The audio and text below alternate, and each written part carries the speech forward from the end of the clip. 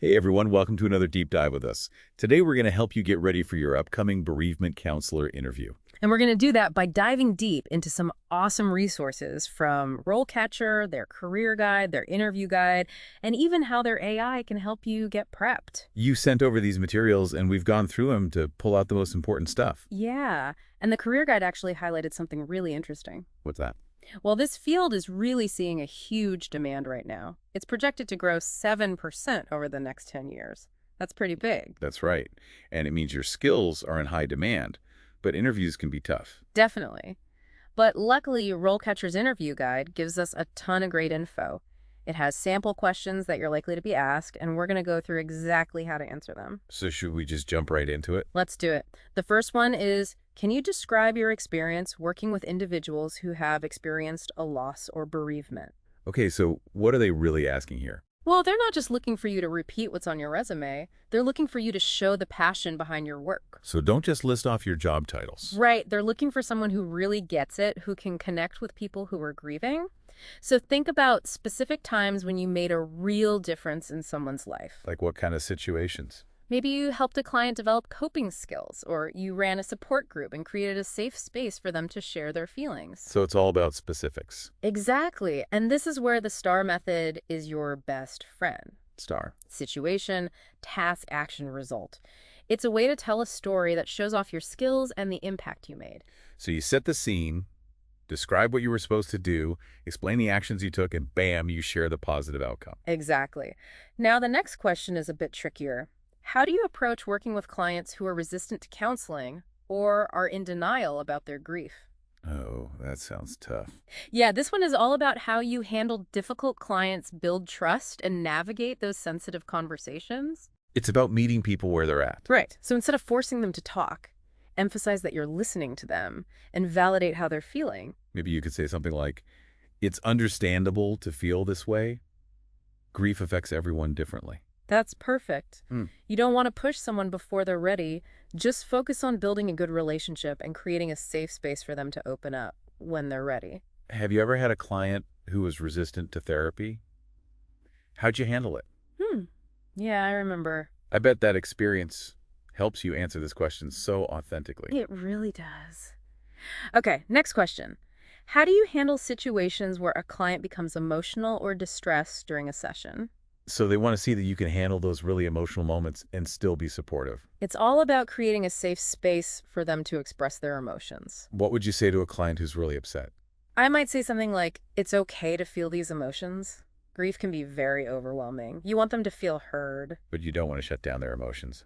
Of course not. It's about helping them work through those emotions.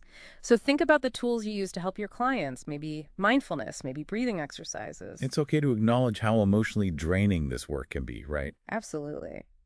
It shows that you're self-aware, and professional mentioning self-care and supervision is a great way to do that. Speaking of that, can we talk about RoleCatcher's AI for a minute? Yes. Let's talk about how it can give you that edge in your job search. Their CV resume builder is a total game changer. You just upload the job description, and it helps you make your resume and cover letter perfect for that job. It's like having a personal career coach. And when you do that kind of tailoring, it shows the employer that you've done your research and you really want that specific job. Absolutely, it helps you stand out. Okay, back to those interview questions. What's next? I'm ready. All right. Can you describe your approach to developing treatment plans for clients? So it's about showing that you can listen with compassion, but that you can also be strategic and create a plan for each client. They want to see that you're flexible, that you focus on the client's needs, and that you can use different techniques. So you should say something like, I value each client's unique needs and preferences, and I work with them to create a plan that feels right for them. Perfect. And don't be afraid to talk about different therapeutic approaches. CBT, mindfulness, expressive arts therapy. Explain what they are and how they can help people who are grieving. And you should make it clear that you regularly evaluate and adjust the treatment plan. Great point. Now, this next question is all about boundaries. How do you ensure that you maintain ethical and professional boundaries with clients? They're looking for you to be committed to ethical practice and that you want to protect your client's well-being. Exactly. Think about times when you've had to navigate tricky ethical situations. A client who became too dependent, maybe, or a situation where confidentiality was a concern. How did you handle it? Sharing those stories shows that you can make good decisions and that you have a strong moral compass. Yeah. And you should never downplay the importance of those boundaries or talk about specific client info. Right. Okay, last one for now. How do you approach working with clients from diverse backgrounds or cultures? So they want to know that you understand how culture can affect how people grieve. You could say something like, I recognize that every client's experience of grief is shaped by their cultural background, beliefs, and values. I approach each client with respect for their unique perspective. Active listening and empathy are so important here. And remember, there's no one-size-fits-all approach when it comes to culture. Now let's step back from those questions and talk about how RoleCatcher's AI can help you personalize your prep. I love their interview practice feature. It's like having a secret weapon. You practice your answers, and then their AI gives you feedback on everything, what you say, how you say it, even your body language. It's like a mock interview with a brilliant coach. And don't forget about their career guide. Yeah. It's packed with info about being a bereavement counselor, industry trends, salaries, potential career paths. It's like a backstage pass. It's about showing that you didn't just apply for any job you really care about this field. Okay, so are we ready for more questions? This next batch goes a little deeper and really tests your critical thinking skills. I think we're ready. Let's do it. The more we prepare, the better you'll feel going into that interview. I love that attitude. Let's go. All right, get ready for this one. Tell me about a time you had to deal with a challenging client or situation and how you handled it. Ooh. They want to know how you handle those tricky situations, how you problem solve under pressure. You want to choose an example that shows you can stay calm and professional. Don't talk about a time when you messed up.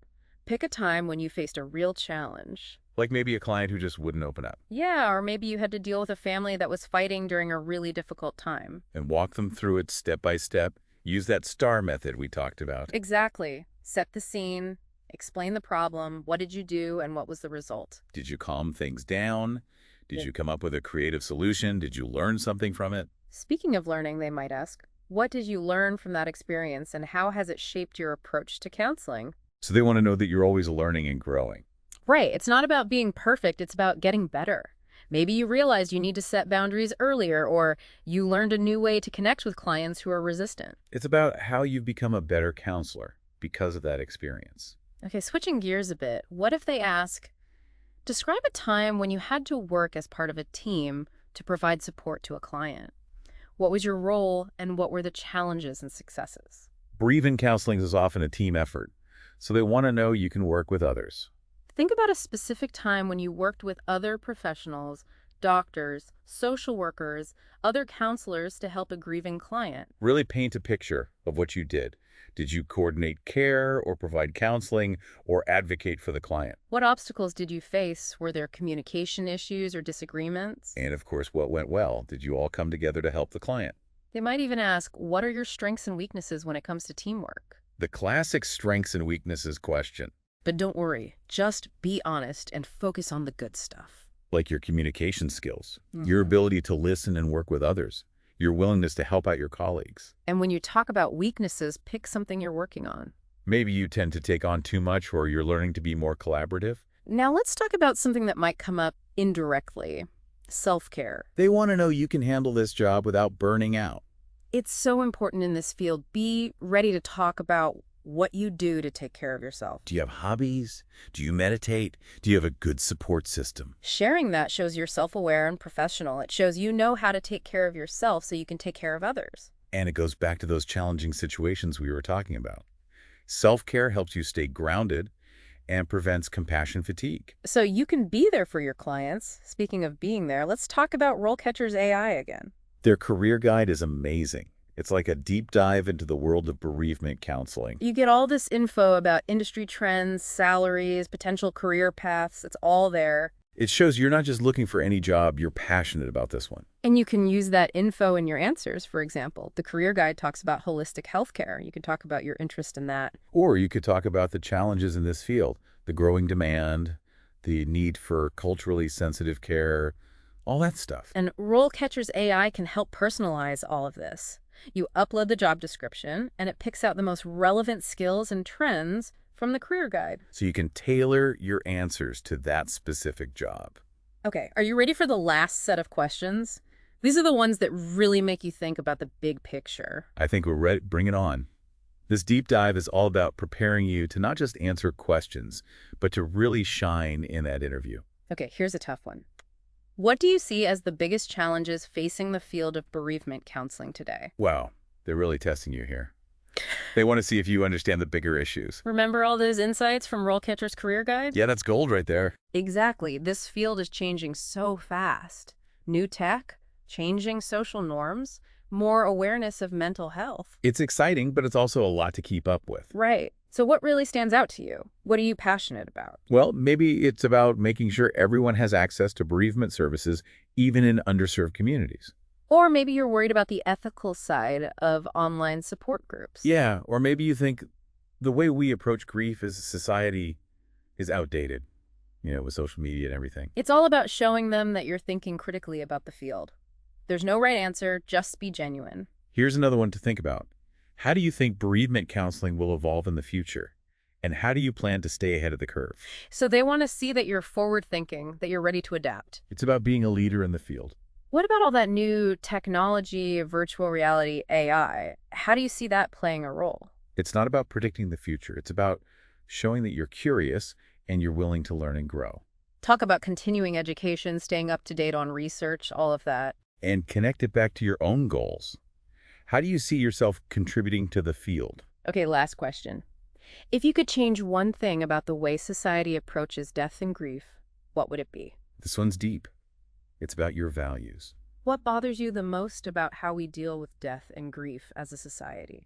Maybe we should be more open to talking about it, or maybe we need to be more supportive of people who are grieving, create safe spaces for them. Whatever you say, make sure it shows what you believe in, that you care about making things better. So we've covered a lot today, from specific questions to the big picture of this field. And don't forget about RoleCatcher. Their AI tools can really make a difference. Their CV resume builder, their interview practice, feature their career guide. It's all there to help you. And most importantly, believe in yourself.